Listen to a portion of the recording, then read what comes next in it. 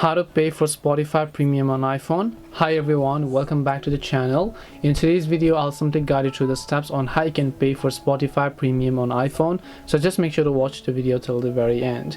In order to pay for Spotify Premium on your iPhone, all you have to do is, maybe you have the Spotify application installed, but you have a free account and then you're trying to pay for Premium, but you don't find the option. That is because Spotify application on iPhone does not support the in-payment app feature, which means in-app payment feature.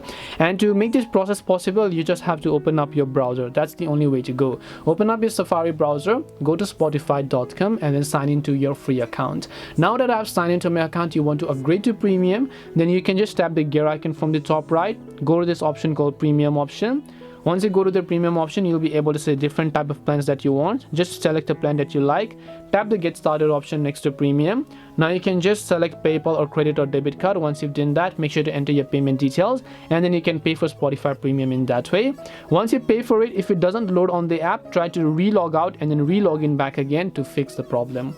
And hope this video helped you. If it did help you as to how you can pay for Spotify Premium, make sure to leave a like and subscribe to our channel.